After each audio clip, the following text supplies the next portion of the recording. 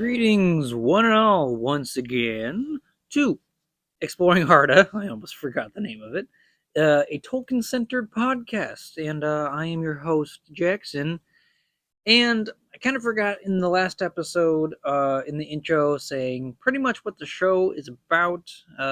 Pretty much it's just me, a huge Tolkien nerd, pretty much going through all of Tolkien's books and works and whatnot, other than Lord of the Rings and The Hobbit. Although I would definitely like to read them and review them, but that's pretty much all the way down the line, and it would help with like all these historical books and whatnot of lore of pretty much the Middle Earth history. It just makes both Lord of the Rings and The Hobbit so much more enjoyable, just knowing all the backgrounds and stuff like that. But, personal thing for me. I also have another podcast called Drink and Dried, where it's me and my friend, and we pretty much talk about movie reviews, TV show reviews, and also some D&D topics. So please check that out, and we would greatly appreciate that. But now today, I'm only going to do chapter 8 here, as it is, I don't know, it's arguably one of the most important chapters, I feel like, for me at least. It's one of like the most memorable because of what happens and whatnot. Chapter 8 is of the Darkening of Valinor. So obviously the title already pretty much spells doom for, well, maybe not so much doom, just like you know that something bad's gonna happen. Melkor is up to no good, the old classic Melkor. And I thought that since chapter 8 was pretty much kind of a big deal, it might be a shorter episode, but I just wanted to have it have its own episode. There you go. So that being said, that's pretty much the whole gist of it. Also, chapter 9 is a little bit more lengthy, so I decided just to do chapter 8. So, and you guys are obviously here just listening to me just ramble on. So, how about this? We just go right into the story and see what Melkor's all about here and kind of what happens in chapter 8 of The Darkening of Valinor. Let's get to it. All right. When Manwë heard of the ways that Melkor had taken, it seemed plain to him that he purposed to escape to his old strongholds in the north of Middle-earth, and Orome and Tolkas went with all speed northward, seeking to overtake him if they might. But they found no trace or rumor of him beyond the shores of the Teleri, and the unpeopled wastes that drew near to the ice. Thereafter the watch was redoubled along the northern fences of Aman, but to no purpose. For ere ever the pursuit set out Melkor had turned back, and his secrecy passed away far to the south. For he was yet as one of the Valar, and could change his form, or walk unclad, as could his brethren, though that power he was soon to lose for ever. Thus unseen, he came at last to the dark region of Avathar. That narrow land lay south to the Bay of Eldamar, beneath the eastern feet of the Pelori, and its long and mournful shores stretched away into the south, lightless and unexplored. Therefore, beneath the sheer walls of the mountains and the cold dark sea, the shadows were deepest and thickest in the world, and there in Avathar, secret and unknown, Ungoliant had made her abode. The Eldar knew not whence she came, but some have said that in ages long before she descended from the darkness that lies about Arda, when Melkor first looked down in envy upon the kingdom of Manwë, and that in the beginning she was one of those that he corrupted to his service. But she had disowned her master, desiring to be mistress of her own lust, taking all things to herself to feed her emptiness, and she fled to the south, escaping the assault of the Valar and the hunters of Orome, for their vigilance had ever been to the north, and the south was long unheeded. Thence she had crept towards the light of the blessed realm, for she hungered for light and hated it. In a ravine she lived, and took shape as a spider of monstrous form, weaving her black webs in a cleft of the mountains. There she sucked up all light that she could find, and spun it forth again in dark nets of strangling gloom, until no light more could come to her abode, and she was famished. So, pretty much a long intro here, but we get the introduction of Ungoliant, one of the most feared characters. I want to say that she's a character because it says that she takes the form of a spider, in a monstrous form, and I kind of pictured almost a hybrid of something mixed with the spider, because it's a monstrous form. But pretty much Ungoliant is really it's a really bad news pretty much, and she even was just like almost like tossing Melkor aside, where she's like, no, you like I could work with you, but like I'm gonna just do my own thing. And then she pretty much just steals all of the light, traps it in her web, and then just devours it. Which, magic stuff and whatnot, like it's just really interesting to see that there's a character, a creature that can literally capture light and devour it. It's pretty terrifying, and especially because it's a monstrous spider spinning webs on the mountains. And later on, I don't know if it says it in here, but pretty much Shelob from Lord of the Rings is a spawn of Ungoliant. So if you thought Shelob was bad, Ungoliant is the worst, pretty much. So we'll go back to the story here, though. Now Melkor came to Avathar and sought her out, and he put on again the form that he had worn as the tyrant of Autumno, a dark lord tall and terrible. In that form he remained ever after. There in the black shadows, beyond the sight even of Manwë in the highest halls, Melkor with Ungoliant plotted his revenge.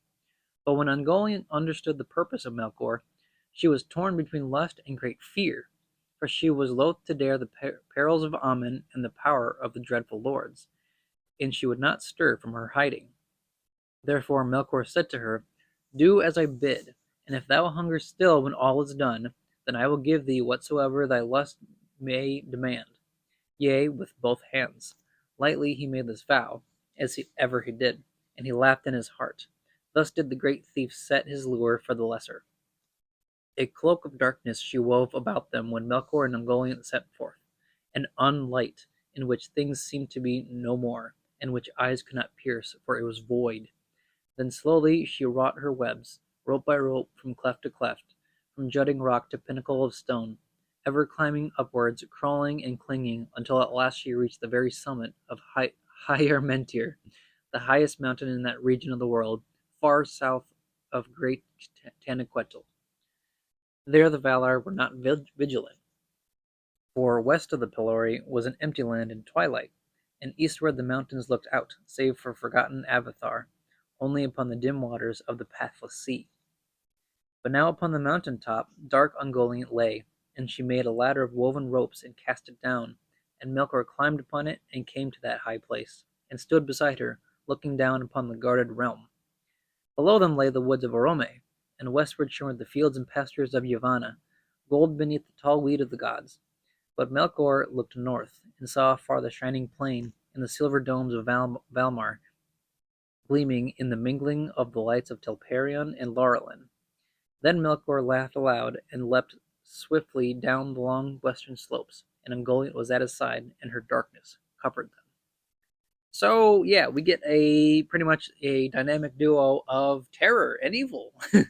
uh, Pretty much. It's a very I did really enjoy the description of pretty much cloaking them with an unlight. I really did. I don't know, just like the whole word of and it's actually capitalized of unlight, and it's one word. So pretty much everything that's like surrounding them pretty much doesn't exist, almost, in a way. And obviously you can go in different directions for this, different thoughts, different theories. But I kind of had it where like this unlight cloak is pretty much anything that's like in it, is either like morphed or twisted, or pretty much nothing appears to be there. So just very, very interesting. And obviously, it's the whole thing of Melkor taunting, well, not really taunting, just kind of trying to get Ungoliant on his side, even though it's pretty much lies from him. So pretty much all of his promises are like just terrible, and he doesn't go through with them because it's Melkor. All he wants is the destruction of Arda and his revenge against the Valar. So of course he's not going to keep his promises. Just very charismatic, as I keep saying, and mischievous, definitely. So, anyway, we shall go back again to the story. Now, it was a time of festival, as Melkor knew well. Though all tides and seasons were at the will of the Valar, and in Valinor there was no winter of death, nonetheless they dwelt then in the kingdom of Arda, and that was but a small realm in the halls of Ea, whose life is time, which flows ever from the first note to the last chord of Eru. And even as it was then the delight of the Valar, as is told in the Ainulindale, to clothe themselves in a vesture in the forms of the children of Iluvatar, so also did they drink and eat, and gather the fruits of Yavanna from the earth, which under Eru they had made. Therefore Yavanna set times for the flowering and the ripening of all things that grew in Valinor. And at each first gathering of fruits Manwë made a high feast for the praising of Eru, when all the peoples of Valinor poured forth their joy in music and song upon Taniquetil. Okay. Try again. This now was the hour, and Manwë decreed a feast more glorious than any that had been held since the coming of the Eldar to Aman. For though the escape of Melkor portended toils and sorrows to come, and indeed none could tell what further hurts, what would be done to Arda ere he would be subdued again, at this time Manwë designed to heal the evil that had arisen among the Noldor, and all were bidden to come to the halls upon Taniquetil, there to put aside the griefs that lay between their princes, and forget utterly the lies of their enemy. There came the Vanyar, and there came the Noldor of Tirion, and the Maiar were gathered together, and the Valar were arrayed in their beauty and majesty, and they sang before Manwë and Varda in their lofty halls, or danced upon the green slopes of the mountain that looked west towards the trees. And that day the streets of Valmar were empty, and the stairs of Tirion were silent, and all the land lay sleeping in peace. Only the Teleri beyond the mountains still sang upon the shores of the sea, for they recked little of seasons or times, and gave no thought to the cares of the rulers of Arda, or the shadow that had fallen on Valinor, for it had not touched them as yet. So pretty much we get the knowledge here of Melkor knowing full well that there's going to be some big celebration, because Manwë pretty much decrees that because of Eru, Iluvatar, everything is made, and their very existence is because of Iluvatar or Iluvatar. So I keep going back between those two pronunciations. I don't know why I mess up even that, but pretty much there's a whole feast dedicated to Iluvatar. There you go. And Melkor's like, okay, well, here's a perfect time for me to just sneak right in because they're gonna be distracted, and it is pretty much the perfect time. So we'll go back to the story here. One thing only marred the design of Manwë. Fëanor came indeed, for him alone Manwë had commanded to come, but Finwë came not, nor any other of the Noldor of Formenos. For said Finwë, while the ban lasts upon Fëanor my son, that he may not go to Tirion, I hold myself unkinged, and I will not meet my people. And Fëanor came not in raiment of festival, and he wore no ornament, neither silver nor gold, nor any gem, and he denied the sight of the Silmarils to the Valar and the Eldar, and left them locked in Formenos in their chamber of iron. Nevertheless, he met Fingolfin before the throne of Manwë, and was reconciled in word, and Fingolfin set at naught the unsheathing of the sword. For Fingolfin held forth his hand, saying, As I promised, I do now. I release thee, and remember no grievance. Then Fëanor took his hand in silence, but Fingolfin said, Half-brother in blood, full brother in heart will I be. Thou shalt lead, and I will follow. May no new grief divide us. I hear thee, said Fëanor, so be it. But they did not know the meaning that their words would bear. It is told that even as Fëanor and Fingolfin stood before Manwë, there came the mingling of the lights, when both trees were shining, and the silent city of Valmar was filled with the radiance of silver and gold. And in that very hour, Melkor and Ungoliant came hastening over the fields of Valinor, as the shadow of a black cloud upon the wind fleets over the sunlit earth. And they came And they came before the green mound Azolahar. Then the unlight of Ungoliant rose up even to the roots of the trees, and Melkor sprang upon the mound. And with his black spear he smote each tree to its core, wounded them deep. Sorry, wounded them deep, and their sap poured forth as if it were blood, and was spilled upon the ground. But Ungoliant sucked it up, and going then from tree to tree, she set her black beak to their wounds till they were drained. And the poison of death was that was in her went into their tissues, and withered them, root, branch, and leaf, and they died. And still she thirsted, and going to the wells of Varda, she drank them dry.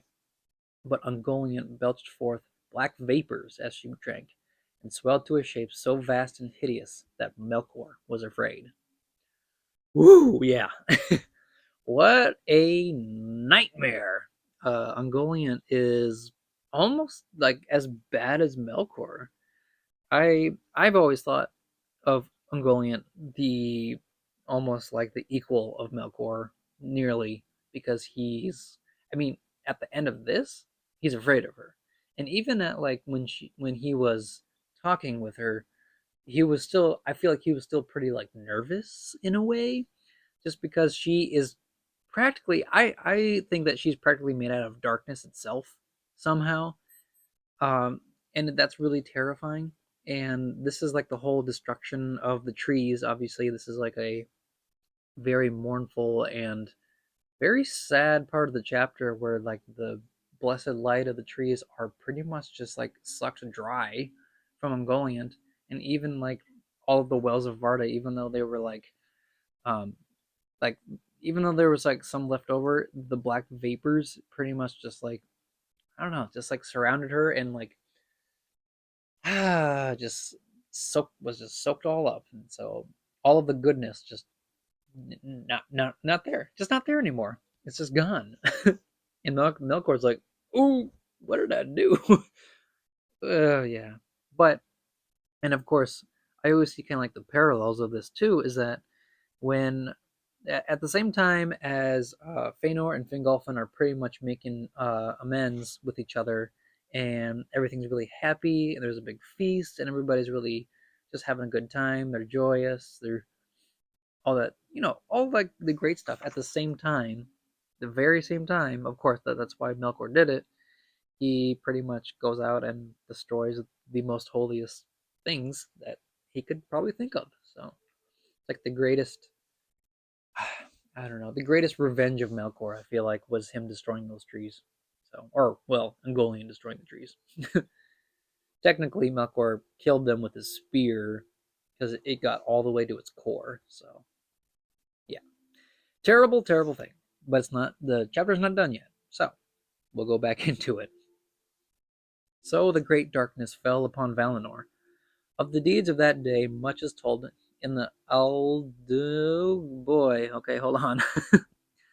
Aldudenye. Oof, that's a tough one. All right. Well, sorry about that. That was a very tough one. So, it's told in that Elamire of the Vanyar made and is known to all the Eldar.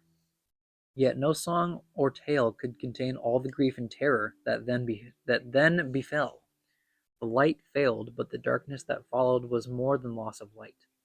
In that hour was made a darkness that seemed not lack but a thing with being of its own. I cannot talk. I apologize. For it was indeed made by malice out of light, and it had power to pierce the eye, and to enter heart and mind, and to strangle the very will. Varda looked down upon Tanaquetzal, and beheld the shadow soaring up in sudden towers of gloom. Valmar had foundered. Interesting. Valmar had foundered in a deep sea of night. Soon the holy mountain stood alone, a last island in a world that was drowned. All song ceased. There was silence in Valinor, and no sound could be heard, save only from afar there came on the wind through the pass of the mountains the wailing of the Teleri, like the cold cry of gulls. For it blew chill from the east in that hour, and the vast shadows of the sea rolled against the walls of the shore.